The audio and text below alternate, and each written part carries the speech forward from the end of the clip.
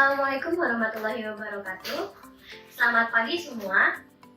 Pada pertemuan kemarin kita sudah mempelajari tentang bagaimana cara menulis berita dengan baik dan benar. Pada pertemuan kali ini kita akan mempelajari tentang aspek-aspek yang menunjang dalam membaca berita dengan baik dan benar. Aspek-aspek yang perlu diperhatikan adalah aspek intonasi, aspek irama, aspek artikulasi, aspek hafal, juga aspek volume. Yang pertama itu ada aspek intonasi.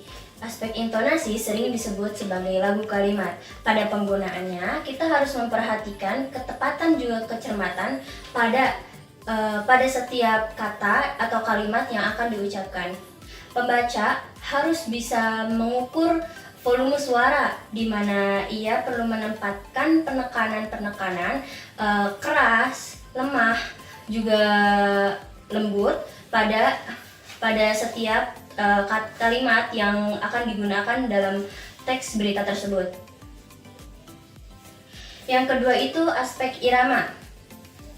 Aspek irama juga sering disebut sebagai gerakan tempo suara yang teratur pada pembacaan teks berita, di mana pembaca di sini perlu memperhatikan bagaimana kata dan kalimat yang akan diucapkan, baik irama naik, turun, ataupun irama datar, sesuai pada pemenggalan suku kata juga kalimat yang ada dalam teks berita tersebut. Yang ketiga itu ada aspek artikulasi. Aspek artikulasi ini digunakan agar pembaca berita itu bisa menyampaikan berita secara baik, benar, juga jelas, sehingga para pemirsa juga pendengar bisa mendengar dan memahami secara baik dan jelas apa makna dan isi dari berita tersebut.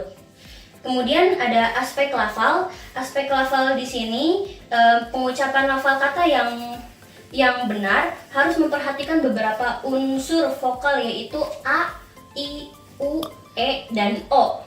Nah, yang terakhir itu ada aspek volume. Aspek volume merupakan kekuatan suara dalam mengucapkan kata atau kalimat dalam berita tersebut. Dengan memahami kelima aspek tersebut akan mempermudah kita dalam memahami teks berita. Oke, di sini saya sudah menyiapkan video sebagai contoh pembacaan berita yang baik dan benar, yaitu sebagai berikut. Saudara, positif terjangkit atau tidak, jumlah pasien di rumah sakit kian melonjak. Para dokter dan petugas medis adalah garda terdepan melawan penularan virus corona. Minimnya peralatan pelindung diri. Saudara, para dokter dan petugas medis saat ini menjadi garda terdepan melawan penularan virus corona. Peralatan minim dan banyaknya pasien yang ditangani membuat beberapa dokter gugur. Baik, setelah mendengar penjelasan-penjelasan di atas, kita akan menarik kesimpulan bahwa dalam membaca berita, kita harus memperhatikan aspek-aspek yang ada agar pesan bisa tersampaikan dengan baik pada pendengarnya. Terima kasih. Kita akan bertemu kembali pada pertemuan selanjutnya.